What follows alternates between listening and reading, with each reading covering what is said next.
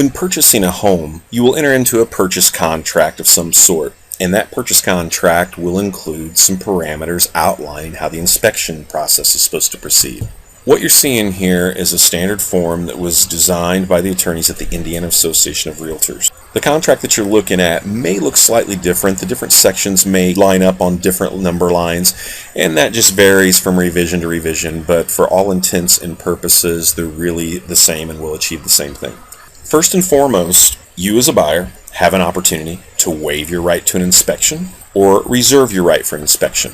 And that's totally your own choice. A lot of times if somebody waives their right to an inspection, it's to communicate a high level of seriousness to the sellers. It lets the sellers know that inspections will not be a contingency to the transaction, therefore gives the sellers peace of mind in knowing that the transaction will not get held up due to inspection issues. I, however, am not advocating that you waive your right to an inspection unless you've been very highly counseled or you're very highly skilled and have many real estate transactions under your belt. I believe it's always prudent, even for the most seasoned buyer, to at least retain their right to have an inspection. And if you do have an inspection, understand that the typical process that the normal real estate transaction goes through is you're going to hire an inspector. I will say that if you're not predisposed to knowing that an inspector is a great inspector, that it is very wise and prudent to defer to somebody who knows who good inspectors are. Because at least in the state of Indiana, up until about 8 years ago, inspectors did not have to be licensed. That was a huge deal. That meant that anybody could hang out their shingle and run an ad in the Yellow Pages and become an inspector. That's absolutely true. Now, about 8 or 9 years ago, they required inspectors to be licensed. But what did they do with all of the low-skilled, highly underqualified inspectors? They grandfathered them in. So you don't know who those people are. So again, the Bible says there's safety among many counsel. I would at least inquire to good real estate brokers who do a lot of business, who know who good inspectors are, and they also know who the rotten inspectors are that you want to avoid are. Anyhow, at the end of the day, what you're hiring is a general inspection, okay? They're not specialized. They are highly skilled. They're really trained to look for red flags. I can appreciate people that say, well, my relative or my friend is a roofer or he's a contractor. And though I'm sure they do outstanding work, they're not really trained in building sciences, and they're not typically trained in knowing how to look for the warning signs of a potential issue that could pop up and be very expensive and costly. It really is a completely different skill set. So a general inspection is just what it sounds. It's general. A good inspector is really going to go through the home, top to bottom, attic to crawl space and basement, really pick the system apart and report back to you. Now, a general inspector is not going to find everything that is wrong with a house. Understand that that is true. The only way that somebody's going to find out everything that's wrong with a home is to move in for 6 months. And if you don't believe me, just ask somebody that just had a home built brand new, and 6 months after they move in, they'll tell you they would have done something different.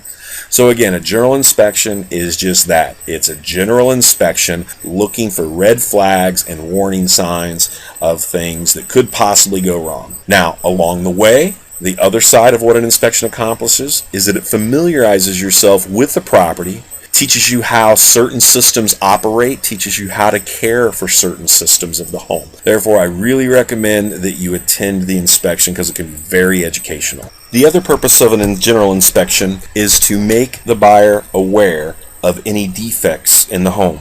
Now, the definition of a defect here is important because it doesn't matter what you think a defect is. It doesn't matter what I think a defect is. What matters is the state statute or definition of a defect. If we come over here, there is this section here that defines what a defect is. And the contract even goes on to spell out that minor repairs, routine maintenance shall not be a basis for termination of this agreement. Likewise, finding a defect is also not reason for termination of this agreement, because per this contract, you have to at least give the seller the opportunity to fix the defect to your reasonable satisfaction. Okay? So long as everybody's reasonable here, this typically works out. So what is a defect?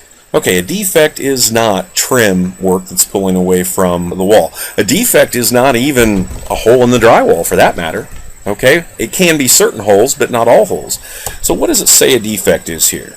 A defect means a condition that would have a significant adverse effect on the value of the property, or that would significantly impair the health and safety of future occupants of the property, or that if not repaired, removed, or replaced would significantly shorten or adversely affect the expected normal life of the premises. So what does that look like?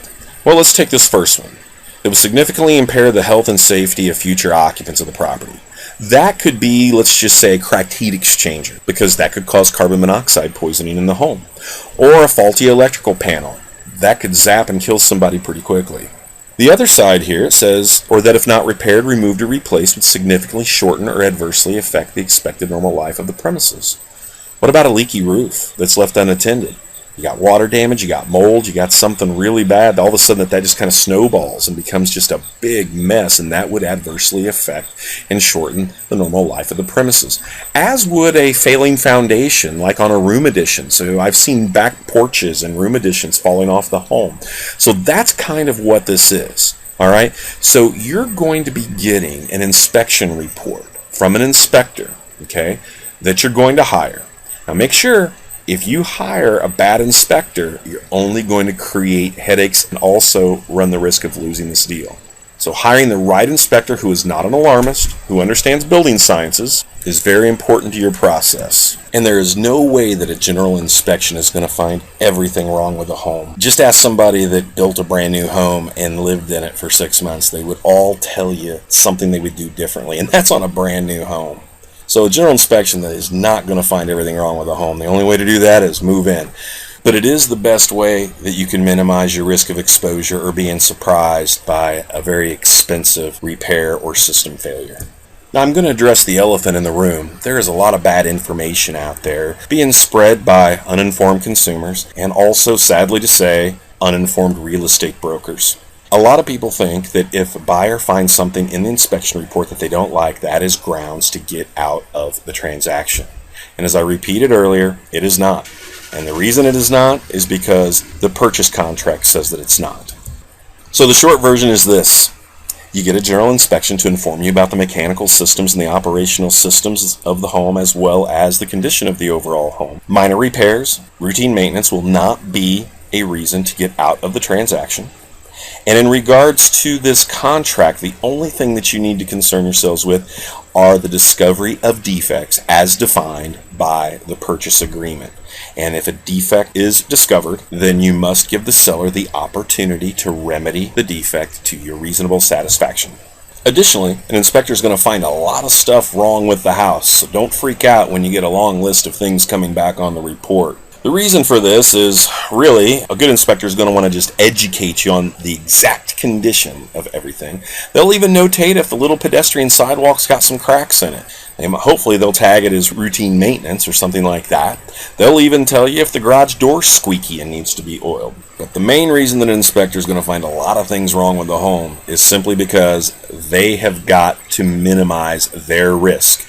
Because the last thing that an inspector wants is for something to go wrong with the house and you to call him into court and show the report that he didn't list anything wrong with the house. That makes him look like he just took your money and did nothing. So as part of their risk management strategy, their reducing liability strategy, they're going to list a whole lot of things that are wrong with the house or need attention. Let me just rephrase that.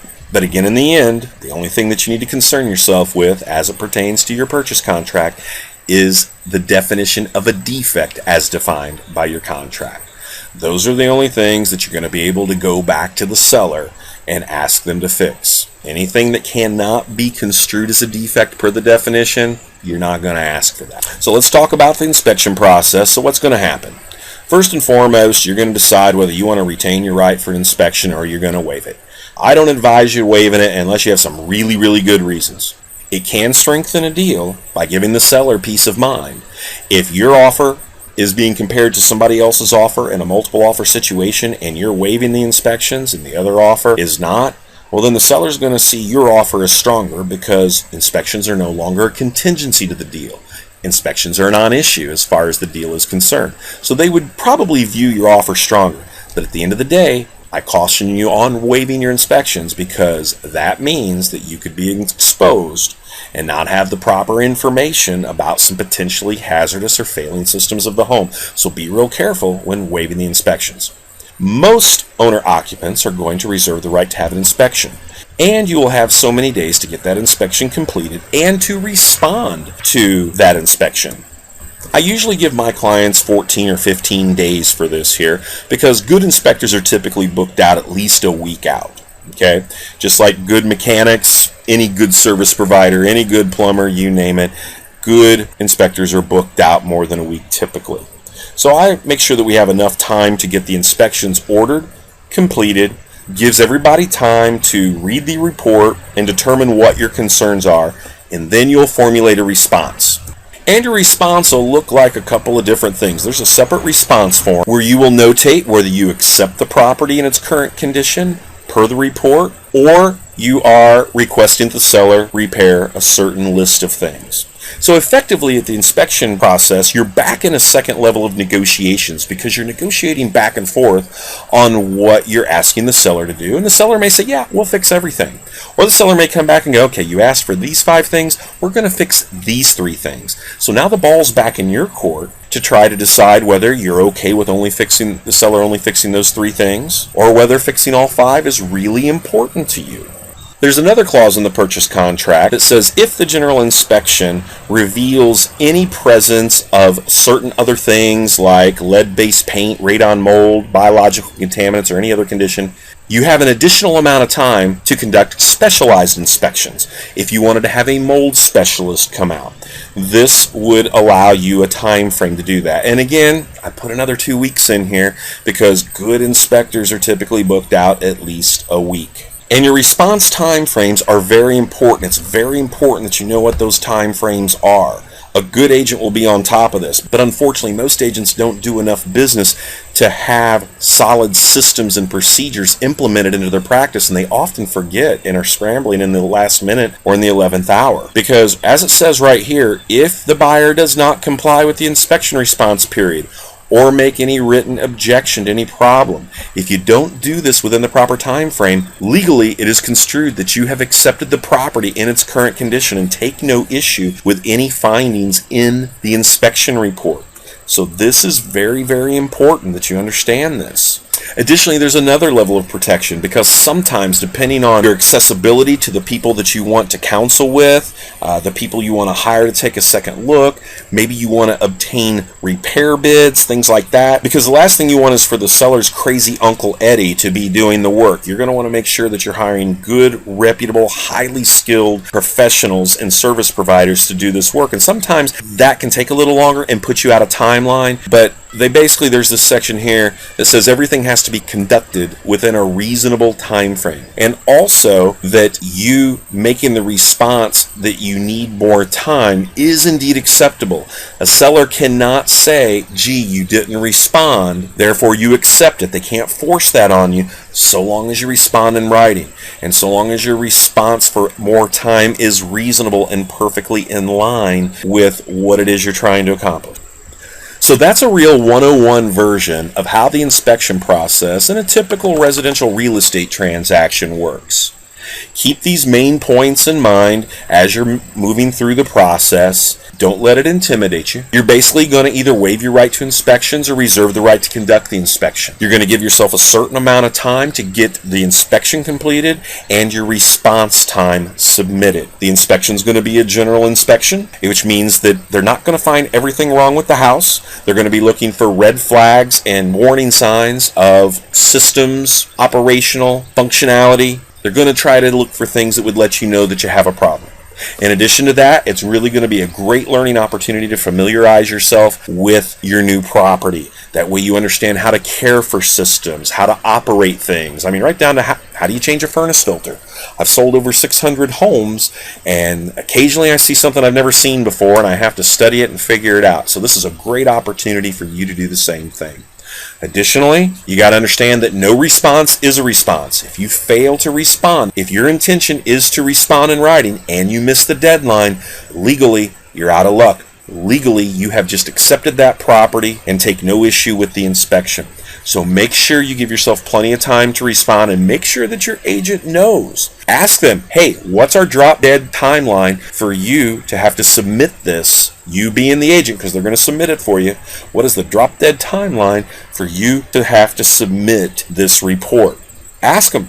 And I would also encourage you to do it a day or two in advance, because the last thing you want to happen is for that agent to have a heart attack and be unable to submit that response. Because at the end of the day, extenuating circumstances rarely affect contract law. And that's what you have here. You're entering into a legally binding contract. If you found this video helpful and informative, please give us a like on our YouTube channel and call us directly at area code 317-223-4988, 317-223-4988, or you can send us an email to question@mintonteam.com. That's question@mintonteam.com. Have a great day. Good luck on your home buying process, and I hope you'll give us the opportunity to serve you in all 50 states of the United States. Take care. Thank you.